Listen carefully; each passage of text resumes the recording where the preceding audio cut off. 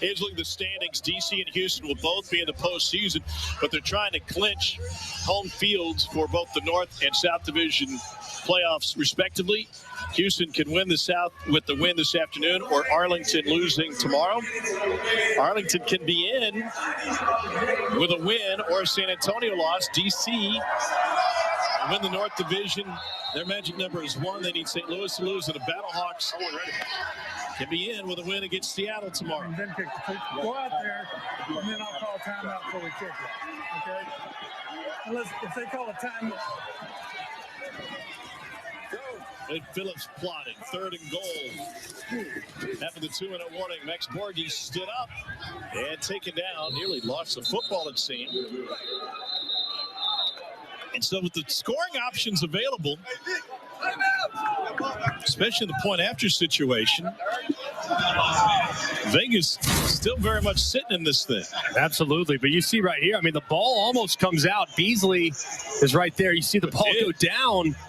Borghi's able to recover it quickly before it even hits the ground. A great job there by Vegas's defense.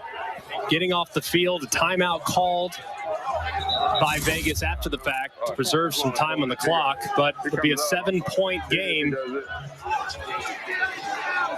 The Vipers getting the ball more than likely here in just a moment.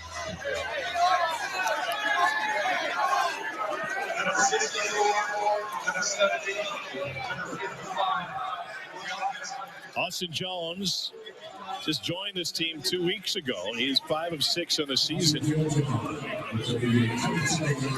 Started his career at Temple, tore ACL on a kickoff coverage. Ended up in the starting kicker for Nick Saban in Alabama. From 28 yards to extend the lead.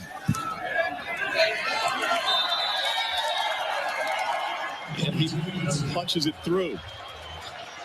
So 1:49 to play on this steamy Saturday, and Vegas only has one timeout left, but they've got an offense that's been moving the ball. Tom Hart alongside Greg McElroy, and the play that they've had in the first half was much more efficient. Their downs were much better. They've really struggled in that regard in the second. Yeah, and the pass rush has really picked up for Houston. I mean, they've done a great job. There were some plays early where Jalen McClendon was able to survive in the pocket, even though that rush was coming, and turn nothing into something. That hasn't really happened at any point here in the second half, but got to get in rhythm in the passing game here for this 2-minute operation. Remember in the second quarter, he had a quarterback run where he was kind of in between slides. We haven't seen him run much since that play. Yeah, and he kind of favored his right leg after that play. We're not sure. He doesn't look as if it's bothered him, but he hasn't had that same type of approach here in the second half as far as being willing to tuck it and take off. So going to be very important. More than anything else, though, the offensive line here for Vegas has to step up. They're down their left tackle. He went out early in the game, Demby. So Eatman slid over there to the left side, and you're going up against arguably the best pass rush in the XFL featuring Trent Harris. So here is where the pass rushers make their money to close out games like this. So offensive line's going to have to play their very best here down the stretch. 1:49 remaining in regulation. CQ Sweeting takes it to the 30, turns upfield, he's got a chance, lost the kicker, and he's tracked down from behind past midfield. There's a flag down back at the 36-yard line. Jim, what's that flag? Serious. Every call she's made is going against number. Number 8. 8. During the return, holding receiving team number 8. 10-yard penalty from the spot of the foul. It's 1st and 10. And so the 53-yard return coming back. They got Lovett for a hold.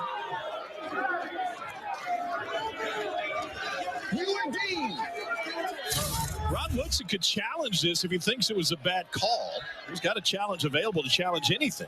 Yeah, he can. On the left side of the screen right here, you see Lovett.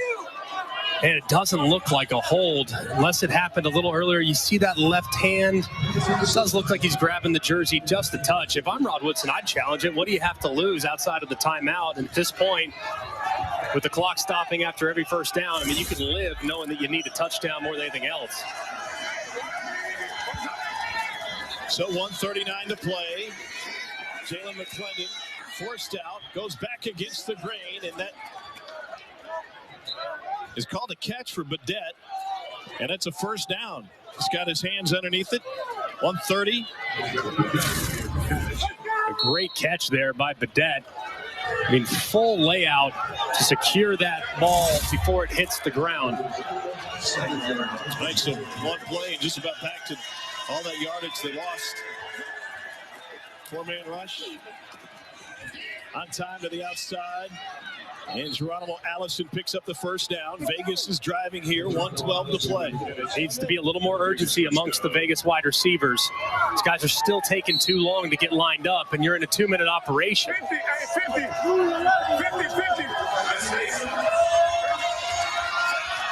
Approach the 1-minute mark, down 7. McClendon crossing route, and that's good. But the clock will roll. Badette with the catch, and a little extra work to Tavante Beckett and Badette. You're wasting time if you're engaging in any type of chatter at this point. Gotta hurry. 40 seconds and rolling.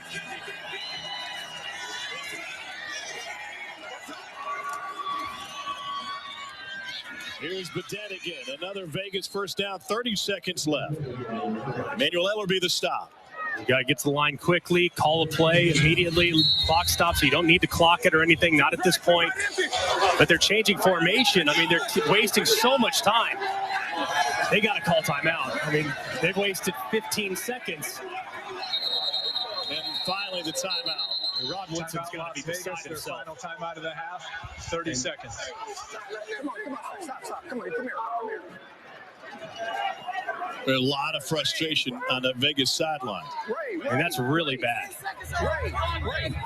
You can't be changing formation, changing all this stuff when you're in a 2-minute drill and the clock's rolling. I mean, they're trying to go from formation strong left to formation strong right. You just can't do it. Stick with it.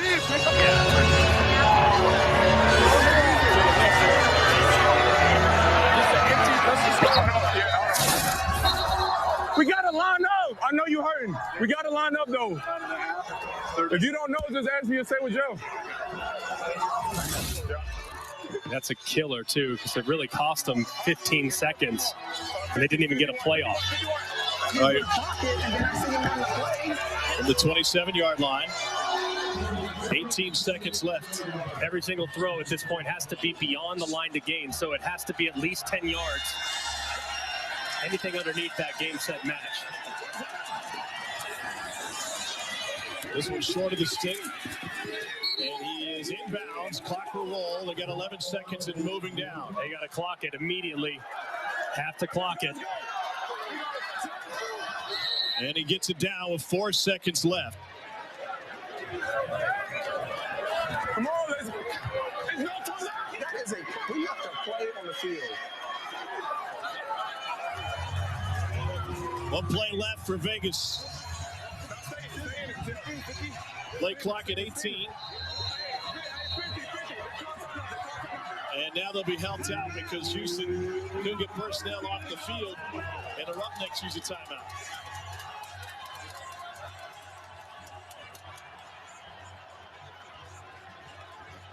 Roughnecks, with a win, will be home for the South Division Championship in 2 weeks. Hey, be quiet, listen. Hey, come here. Everybody, come here. Hey, you're going to bring pressure. You're going to bring pressure. So you want to get your head yeah, to what's the name side though? Yeah. Smash, I guess White out. No, go flood the outside. Go flood the outside. Yeah, out of 3 receivers. Outside receivers. Let's go. Y'all good? Yeah, corner post. Where do you go to next week? 4 seconds left in regulation. You got to be prepared for pressure. If they can overload your protection, you're done. because you won't be able to get the ball out fast enough to get into the end zone. Roughnecks lead the league in sacks. They got 4 today. Here comes pressure from the edge. McClendon goes in zone. It is incomplete. Off the hands of Matthew Sexton, and Houston will be home for the postseason.